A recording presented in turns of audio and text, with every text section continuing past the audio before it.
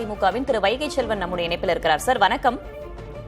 வணக்கம். உங்கள் கட்சியை சேர்ந்த முன்னாள் அமைச்சர் திரு கடம்பூர் ராஜு, உங்கள் கட்சியின் முன்னாள் முதலமைச்சர், முன்னாள் பொதுச் செயலாளர், அவர் செய்தது வரலாற்று பிழை என்று குறிப்பிட்டிருக்கிறார்.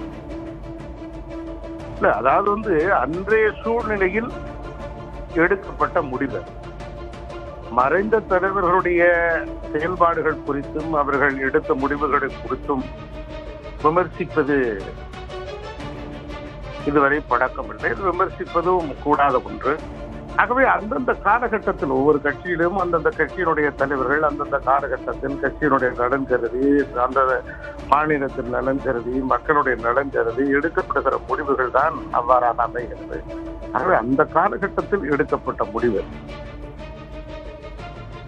சரி, ஆனால் இப்போது திரு கடம்பூர் ராஜு அதிமுகவில் இருப்பவரை இப்படி பேசும்போது அதை தொண்டர்கள் எவ்வாறாக எடுத்துக் கொள்வார்கள்?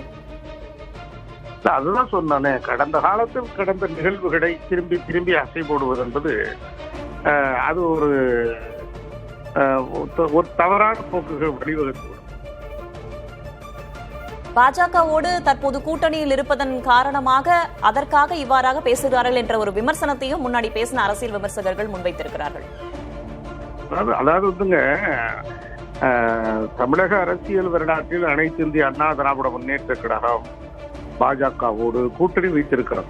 அதைத்தான் எங்களுடைய பொதுச் செயலாளர் அருமையான எடப்பாடியார் மிக தெளிவாக தெரியப்படுத்தியிருக்கிறார். நேற்று நடந்த காரக்குடி நிகழ்வில் கூட பாஜகவோடு கூட்டணி வைத்திருக்கிற காரணத்தினால் எப்படியாவது அதை புலப்படுத்தி விட வேண்டும், உடைத்து விட வேண்டும் என்று தொடர்ந்து அவதூறுகளை பரப்பிக் கொண்டிருக்கிறார்கள் என்கிற அடிப்படையில் தான் நம்ம இதை பார்க்க வேண்டும்.